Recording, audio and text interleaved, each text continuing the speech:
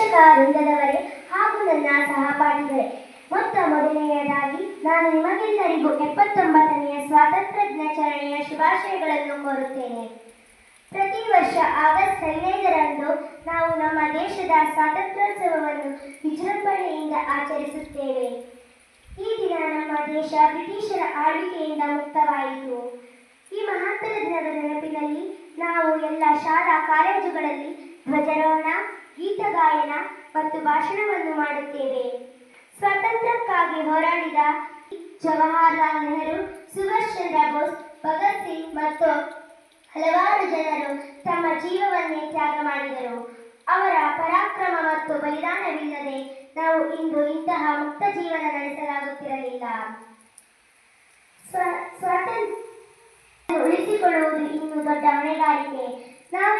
ನಾವು ಎಲ್ಲರೂ ಒಟ್ಟಾಗಿ ಸತ್ಯ, ಧರ್ಮ, ಶಾಂತಿ ಮತ್ತು ಸಹೋದರತ್ವದ ಮೂಲಕ ನಮ್ಮ ದೇಶವನ್ನು ಅಭಿವೃದ್ಧಿಪಡಿಸೋಣ. ನಮ್ಮ ಭಾರತಕ್ಕೆ ಪ್ರೀತಿಯಿಂದ ಸೇವೆ ಸಲ್ಲಿಸೋಣ. ನಮ್ಮ ಶಿಕ್ಷಣದ ಮೂಲಕ ಶಿಸ್ತಿನಿಂದ, ಸಂಸ್ಕಾರದಿಂದ, ಪ್ರಾಮಾಣಿಕತೆ ಮತ್ತು ಉತ್ತಮ ನಾಗರಿಕರಾಗೋಣ. ಸ್ವಾತಂತ್ರ್ಯ ಈ ಶಬ್ದ ಮಾತ್ರದಲ್ಲಿಯೇ ಎಷ್ಟು ದೊಡ್ಡ ಅರ್ಥವಿದೆ. ನಾವು ಇಂದು ಶಾಲೆಗೆ ಬಂದಾಗ ಮುಕ್ತವಾಗಿ ನಕ್ಕು ಮಾತನಾಡಲು, ಪಾಠ ಕೇಳಲು, ಆಟವಾಡಲು ಅವಕಾಶವಿದೆ.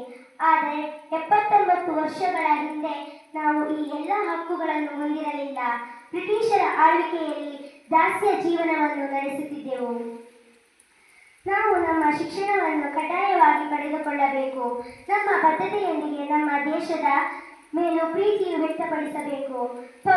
ಸ್ವಾತಂತ್ರ್ಯ ಎಂಬ ಪವಿತ್ರ ವರದಾನವನ್ನು ನಾವು ಗೌರವಿಸೋಣ, ಉಳಿಸೋಣ ಮತ್ತು ಮುಂದಿನ ತಲೆಮಾರಿಗೆ ಆದರ್ಶವಾಗಿ ಬಿಡೋಣ ಎಂದು ಹೇಳುತ್ತಾ ನನ್ನ ಭಾಷಣವನ್ನು ಮುಗಿಸುತ್ತೇನೆ.